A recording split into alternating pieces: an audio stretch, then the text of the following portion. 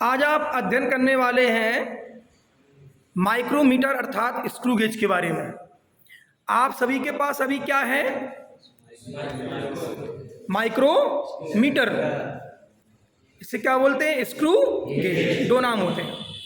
तो चेतन, आपको ये देखना है और सही भैया देखेंगे कि जो आपका माइक्रोमीटर है, सबसे पहले इसमें हम चेक करते हैं इसमें कोई एरर तो नहीं है।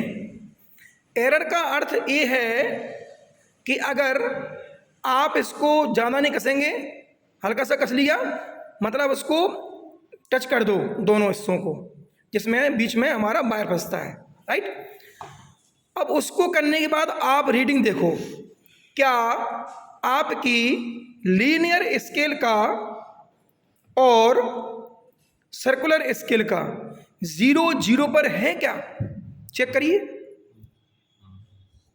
देखिए है।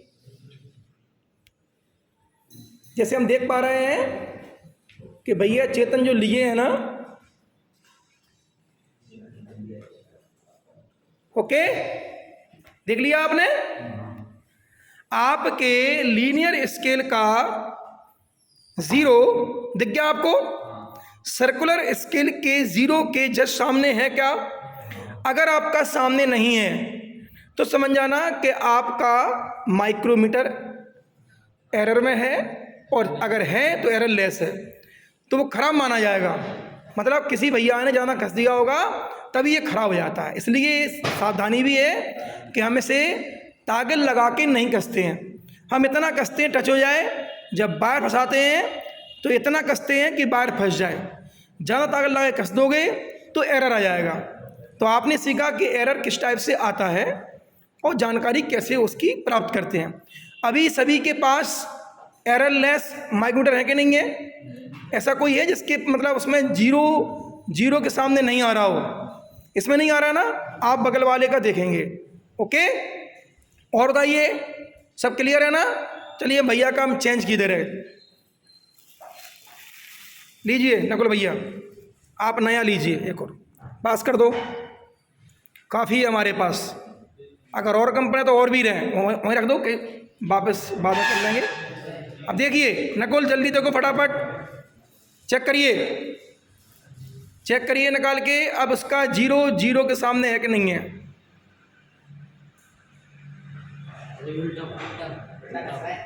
आप उल्टा अपनी ओर घूमेगा ना, खुलेगा, वो खोलना है ना, ऑलरेडी कसा हुआ है ना। कैसे नहीं दे 0। अच्छा, तो इसका एरर चेक हो गया ना? हो गया एरर चेक। अब जिनके 0 के सामने हैं, लीनियर स्केल का 0, सर्कुलर स्केल के 0 के जस्ट सामने है, उनका माइक्रोमीटर मेजरमेंट करने के लिए उपयुक्त माना जाएगा, सही माना जाएगा। ठीक है। अब हमें मेजरमेंट करते समय अपने स्क्रू गेज को, पहुंचिए आप वहां पे, तार पर लगाना, ले जाइए इसको, करिए स्टार्ट। अब आपको थोड़ा आइडिया हो गया होगा, जो आपके सामने वायर डला हुआ है और लंबा चौड़ा, ठीक है। इस तांबे के वायर में क्या करेंगे? इस तांबे के वायर में हम तांबे के वायर को स्क्रू गेज पर क्या करेंगे? फंसाएंगे इसे। ओके,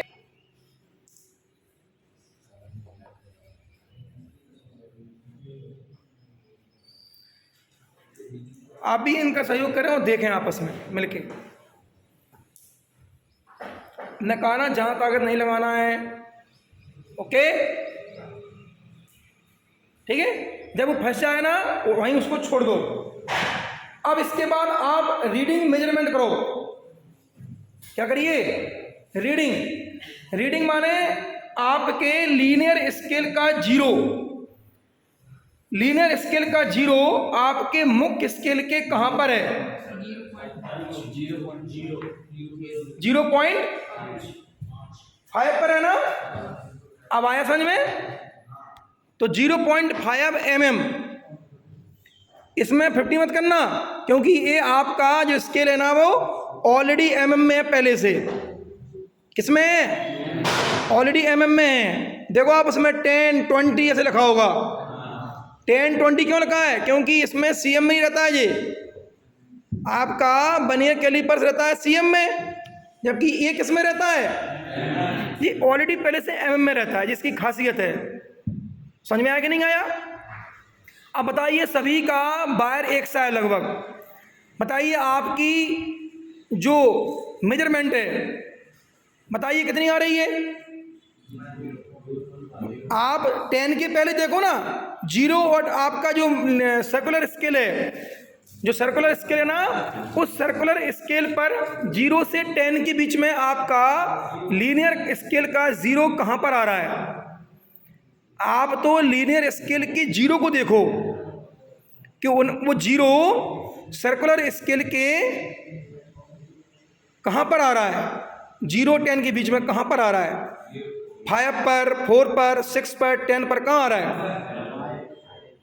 आप ताकत लगा के मत कसिए, मैं बार बार फिर कह रहा हूँ, बस हल्का सा फंस जाए, कोई दिक्कत नहीं है।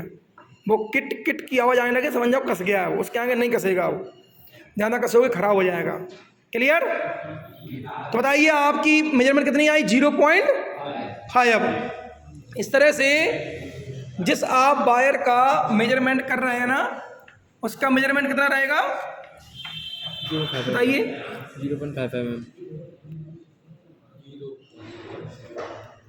देखिए मैं भैया का देख पा रहा हूं,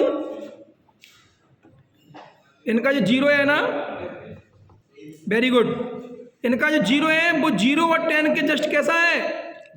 बीच में है। कैसा है? बीच में। इस तरह से आपका जो मेजरमेंट है वो कितना माना जाएगा वायर के लिए? 0.5 mm। 0.5 नहीं, 5 mm। 0 पॉइंट क्यों बोलेंगे? सीएम में होता 0 पॉइंट बोलते हैं। ये कितना आएगा? 5 mm। हाँ, ऐसे कह सकते हैं 0.5। नहीं नहीं नहीं, सीएम में क्या बनेगा? 0.2 बनेगा ना, 0.2 बनेगा।